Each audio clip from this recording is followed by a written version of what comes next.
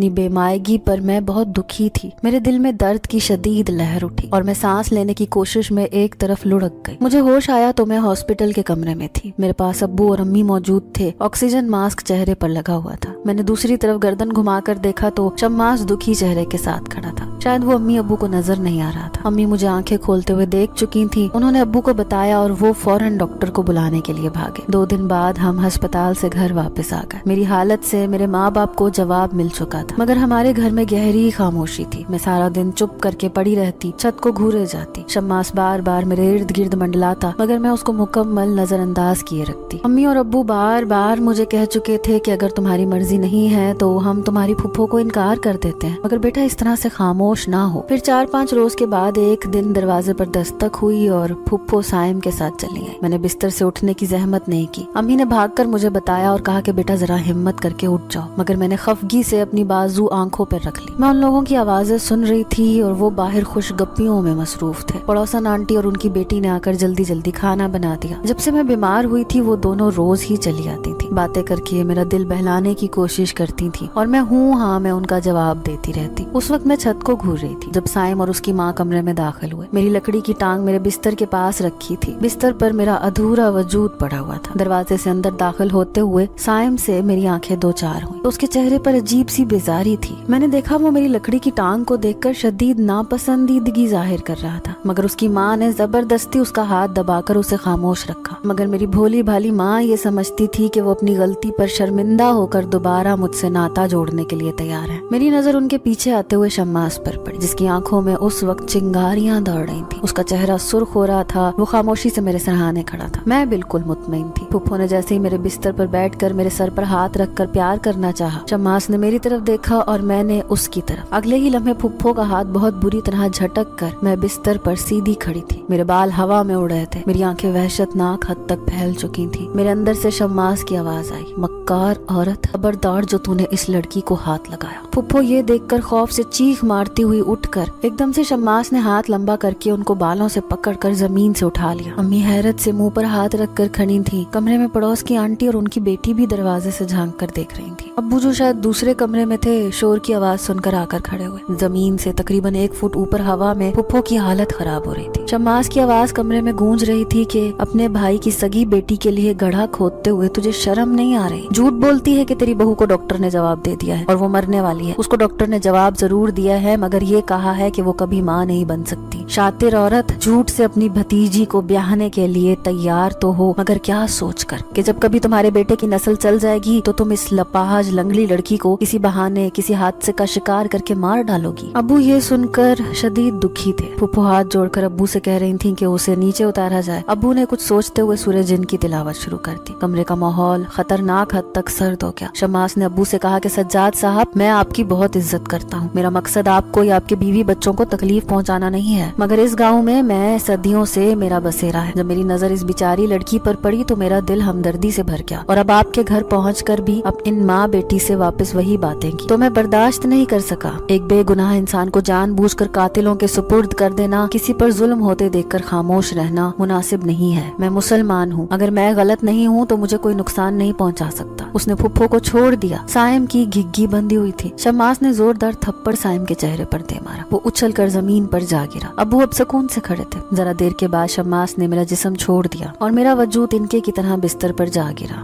फुफ्फो ने अब्बू से बहुत माफी मांगी, मगर अब्बू ने उन माँ बेटे को घर से निकाल दिया। थोड़ी देर बाद जब मैंने आंखें खोली तो शम्मास वहीं पर खड़ा मुस्कुरा रहा था।